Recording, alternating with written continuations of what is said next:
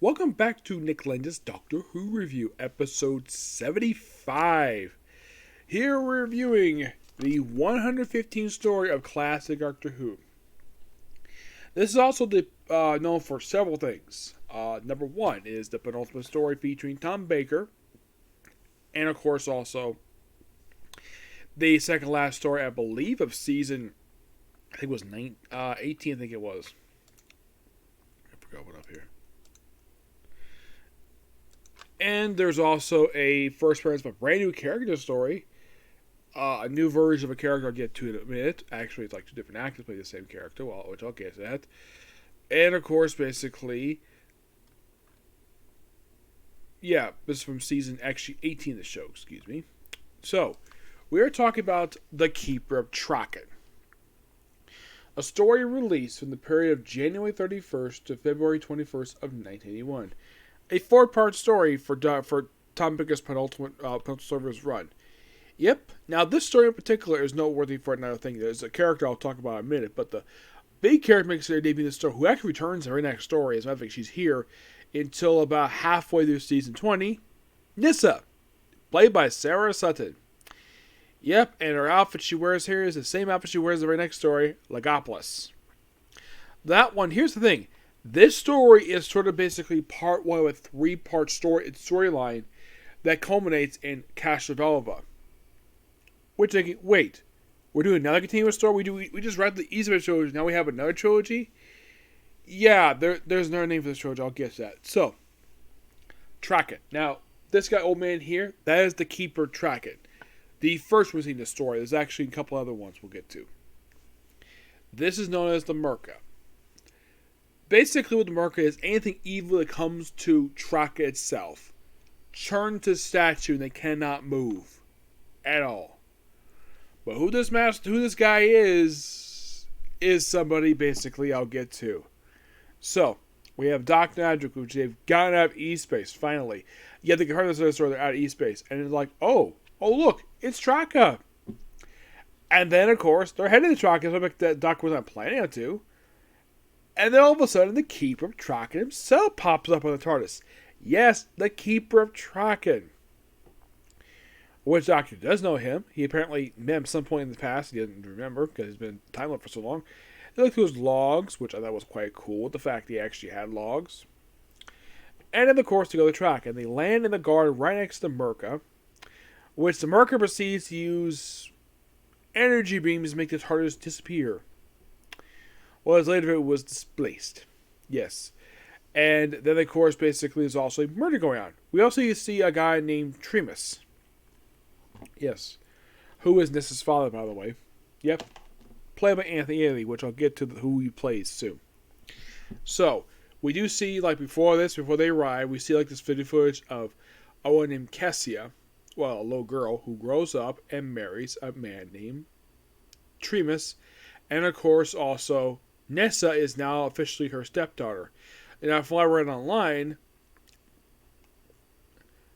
Kessia is Tremus' second wife. His first wife, I read online, died in childbirth when she gave birth to Nyssa. And if I could tell about the familiar relationship between the two of them, they have a great father-daughter relationship. It is fantastic. I think the two actors do a great job with the whole story. And of course, she's smart, just like Adric is. Yep, so they arrive there, and they see the wedding, the Keeper himself is there, and it's also revealed that Tremus has been nominated to succeed the Keeper, the current one, as the Keeper Traken. A guy who sits in a chair all day, and says remarkably thin. He's also got long nails. Now, here's the thing about this previous Keeper. We don't know what his name is. Apparently, he's been the Keeper for 1,000 years. And he's basically part of the Source. Okay. Fine. So, when Kessia married Tremus, Nyssa to go for her duties as looking over the Merca. Which, of course, she still went to go see him anyways. And then she reveals, he can talk. This actor who voices him, his name is Jeffrey Beavers, who was selected to play this character because the director of the story wanted a deep voice for the character. Yes, and the director is happily still alive. Yes. And I'll get to about him. He plays a character which basically, it's a interesting fun fact about this guy. So, basically, up the story, we also see this guy called the Foresters, which is like the police force. Their attire is just like old, like 60s attire.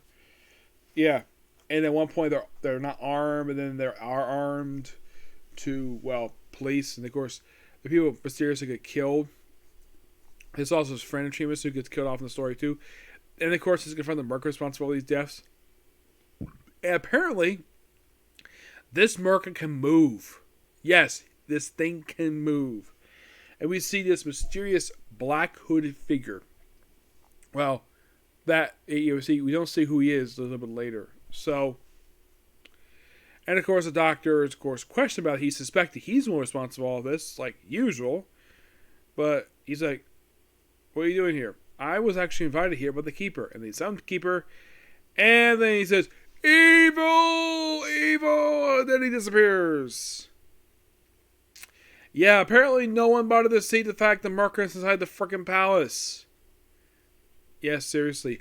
Also, Tremus is a counselor. Well, I read online the was a governor, but basically he's somebody who was basically close with the keeper. Apparently the keeper is not let out of his chair for some reason. I thought that was kind of weird. And so, a lot of the stories, like we have confined to quarters. Well, go to Tremus's place, which is a very nice place. It's not a house. Of course, they have breakfast because, well, it's morning time, so breakfast. And of course, they use Nissa. Of course, basically, this is probably a little bit of stuff for basically Nissa, basically continuing on the Doctor after the story. Of course, Nissa herself actually goes to TARDIS for the first time in the story, which I thought was quite cool. Yep. And, well, and of course, Cassia basically tries to thwart Tremus. He does not want him to become the keeper. For reasons that's not really explained. Yeah, she does not give a reason why she's not wanting her husband to become the keeper. I mean, I'm sure she'd be happy at the fact that he's going to be in charge of the Union. But maybe because she can't get close to him, maybe. Yeah, and also how these two met is never explained. It's like, oh, she got married to a guy named Tremus. And there's Nissa, which Nissa is not her daughter, is basically her adopted daughter. Well, it's her stepdaughter, mostly. Yep.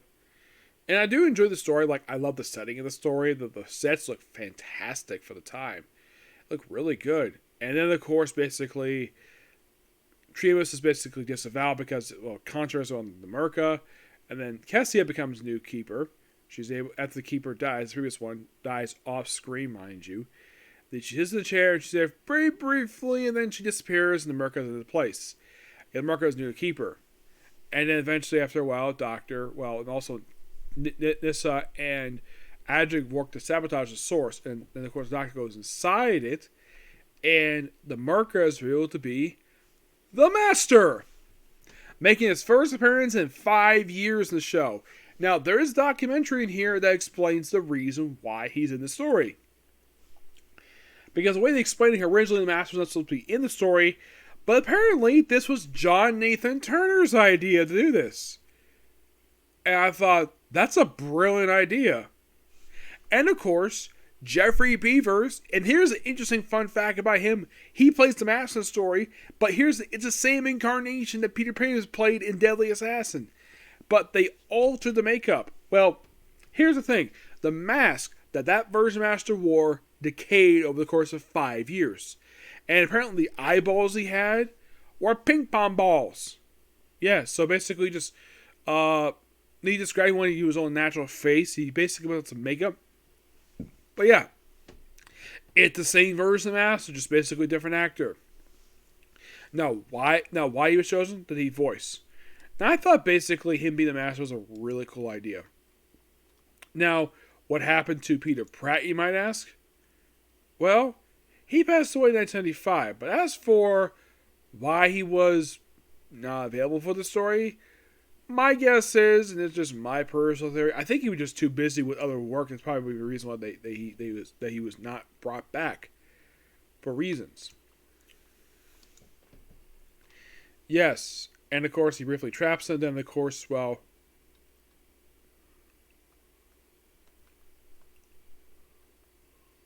Then, of course, basically, after he of course, traps the Doctor, gets out, but basically gets sabotaged. His new machine is not his TARDIS, per se, just a new machine he uses. And then he disappears. And then we see this clock in the story. So after the Master is defeated, well, in this story, the other guy, one of the remaining counselors, takes over as new keeper until basically Traken is destroyed thanks to emissions from E-Space, which I'll get to more of that in a minute. And then something weird happens where the Doctor and Adra go off to the next story, presumably Legopolis, where they meet up with Tegan, the very next story. What happens to Tremus, you might ask? Well, he sees a strange clock in the middle of the council, well, basically the keeper's chamber, and he touches the head and he gets stuck. And here comes Jabira's master. He comes in and then he merges with him, becoming the Anthony version of the Master. And this is the Master we see for the rest of the series. I, of course, have covered his next several stories. I've covered Couch Development, Legopolis was the very next story. Couch Development, obviously. I've covered Time Flight. Yeah, just those three. I do have the very next two stories with me from his time as Master. And I do have, of his many stories, he actually appeared on Classic Doctor Who. I have roughly 3 of his remaining ones. He has, roughly about 2, there's about, I think there's about 2 others I don't have. I don't have the first time he counted the 6th Doctor, and I don't have the one where he counted the 7th Doctor, but I have 3 of the remaining ones are left. He only appears about, at the story, when he appears, basically, he appears, this first Master only appears roughly, let's see, 1, 2, 3, 4, 5, 6, 7. He only appears 10 times. Well, technically 11 times for this story here, but he only appears 11 stories compared to his original verse. Probably the same amount as Roger Delgado. But yeah, this is a really good story. I personally love it. Sadly, Anthony Ellie is no longer with us. He passed away back in 2004. Yep, so it's been about 19 years since he passed away. And this, I thought, and here's something interesting about Jeff Beavers. Did you know he married one of the Doctor's former companions? Yes, he did. He married Caroline Joan. And you're thinking, wait, that name sounds familiar. Who did she play in Doctor Who? Liz Shaw. The first, well, they call him assistant back then, but basically the first companion under John Pertwee. Yep. And he remained married to her up until she passed away in 2012. I'm like, okay, interesting. Now, as for the reason why some of these actors are no longer alive, well, the original actor died back in the 70s in a car crash. Peter Prez passed away in 1995. Anthony Annie passed away in, I think it was 2004, I think it was. The actor who played him.